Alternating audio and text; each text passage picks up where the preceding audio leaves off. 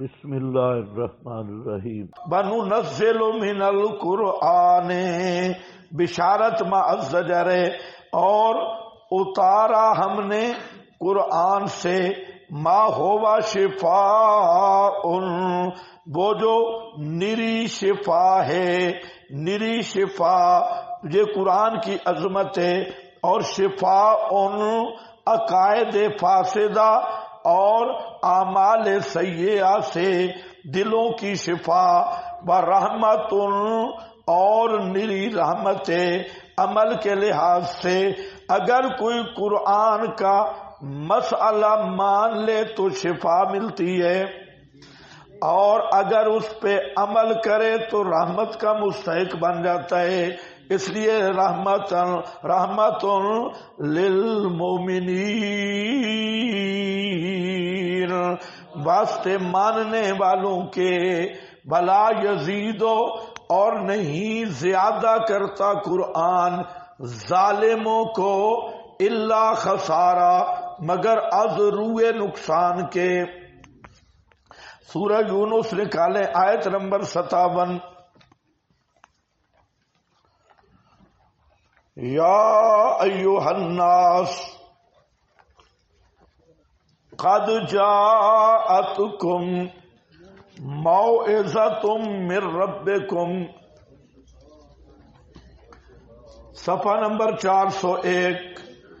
موعظۃ من ربکم، اے لوگو آ پہنچی تمہارے پاس واز تمہارے رب کی طرف سے، بشفاء لما فی الصدور، اور نری شفا کس کے لیے؟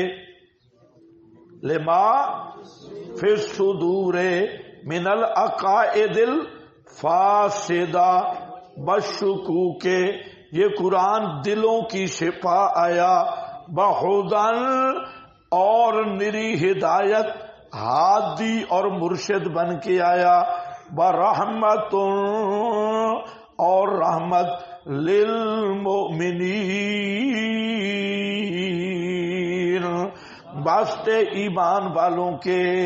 یہ سب برکات ملیں گی ایمان والوں کی جو قرآن کا مسئلہ مانیں گے۔ تو قرآن شفا ہے لما فی الصدور، دلوں کے لیے یہ شفا ہے۔ اسی طرح سورہ سجدہ میں بھی یہ مضمون ہے، اور سورہ توبہ میں بھی۔ ہاں بھائی، تو ٹھیک ہے، بس مضمون پورا ہو گیا۔ اس کے لیے شفاء قرآن کے یہ اوصاف میں، یہ سورہ یونس والی جو آیت ہے یہ اصل ہے، مفصل ہے۔ اصل ہونے سے مراد ہے مفصل۔ شروع دنوں میں نے آپ کو بتایا تھا جب تفسیر پہ بات ہو رہی تھی کہ ہر مضمون کی مفصل آیت تلاش کرنا ضروری ہے۔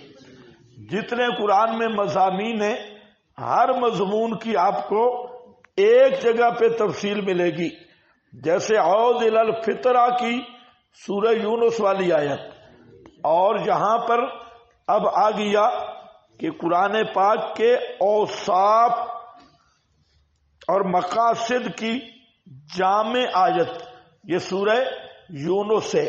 باقی مقام جہاں پر بھی آیا وننزل من القرآن ما ہوا شفاء و، بس جو وہاں تفصیل ہے نا جہاں نہیں ہے۔ تو یہ قرآن کا قاعدہ ہے کہ ایک جگہ پہ مضمون مفصل، باقی اختصاراً اسی کا حوالہ کافی سمجھا جاتا ہے۔ تو یہاں پر بھی شفاء و رحمت للمؤمنین، تو شفا قرآن، اصل قرآن پاک کا مقصد ہے دلوں کی بیماریوں کے لیے شفا۔ باقی جسمانی بیماریوں کے لیے تو جسمانی بیماریوں کے لیے قرآن کا شفا ہونا وہ جس طرح ثابت ہے تو وہ صحیح ہے. ثابت جو چیز ہے وہ کیا ہے؟ دم. دم یا تلاوت، بعض صورتوں کے تلاوت اور وظائف یا دم، یہ لکھ کر لٹکانا اور پھر اس پر یہ آیت پڑھنا، تو لکھ کر لٹکانے کا ہمیں کوئی ثبوت صحیح نہیں ملا. لکھ کر لٹکانا جس کو تعویذ بولتے ہیں مربجہ، اس میں کئی خرابیاں ہیں. اس لیے ایک روایت وہ مشکات میں بھی موجود ہے اور حضرت عبداللہ ابن عمر ابن عاص، اصل وہی ہے، تو وہ روایت سندن عجیب معاملہ ہے کہ وہی سند خلف الامام کی بحث میں ہے. تو سارے ہمارے حضرات بھی اور مولانا سرفراز بھی اس کو ضعیف مانتے ہیں کہ خلف الامام کے باب میں یہ حجت نہیں ہے. اور وہی سند جب تعویذ لکھنے والی بات میں آئی وہ حجت بن گئی اور سارے اسی کو پیش کر رہے ہیں. تو وہ سند بالکل صحیح نہیں، اور اس پہ قیاس بھی قیاس مال فارق ہے. وہاں پر بھی تعویذ لکھنے کی کیا بات آ رہی ہے؟ اعوذ بکلمات اللہ التامات. جو بچے نہیں پڑھ سکتے تھے تو ان کو لکھ کر دیتے جو روایت میں ہے. تو یہ جو موجودہ مربجہ بیٹھے ہیں یہ بچوں کو دے رہے ہیں یا بڑی بڑی فنڈروں کو بھی دے رہے ہیں؟ ہاں، آنٹیوں کو بھی دے رہے ہیں اور آنٹوں کو بھی دے رہے ہیں، حتیٰ کہ مولویوں کو بھی دے رہے ہیں. ایک دوسرا وہاں کیا ہے؟ اعوذ بکلمات اللہ التامات اس روایت میں جو ہے. اور ان کے تعویذ کھول کے دیکھو کہ انہوں نے کیا، انہوں نے ہند سے لکھے ہوئے کھانے بنائے ہوئے ہیں 1 2 3 4. یہ کیا ہے؟ 1 2 3 4 8 10 12 1 5 9 6 2. کیا ہے کہ جی علم الہندسہ ہے. الو کے پٹھے علم الہندسہ سے آ گیا. یہ دیوبند سے ایک بزرگ ہے جہاں پر، تو ہمارے ایک دوست ہیں گجرانوالہ میں، انہوں نے ان کی جب گپ شپ لگی تو انہوں نے ان کو کچھ تعویذ بتائے اور دم، اور انہوں نے مجھے سنائے.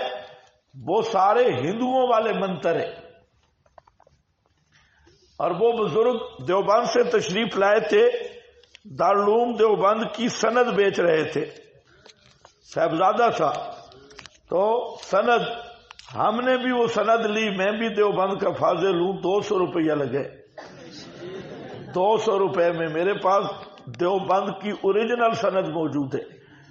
دیکھی دیواریں بھی نہیں ہیں لیکن سند مکمل دورہ حدیث فاضل شاذل صرف 200 روپے میں مل گئی ہے. نہ خرچہ، نہ ہینگ لگے، نہ پھٹکری، نہ دیوبند جانا پڑے. تو وہ صاحبزادہ بیچ گیا. یعنی یہ وہ ہیں کہ ہو نیکو نام جو قبروں کی تجارت کر کے کیا نہ بیچو گے جو مل جائیں صنم پتھر کے.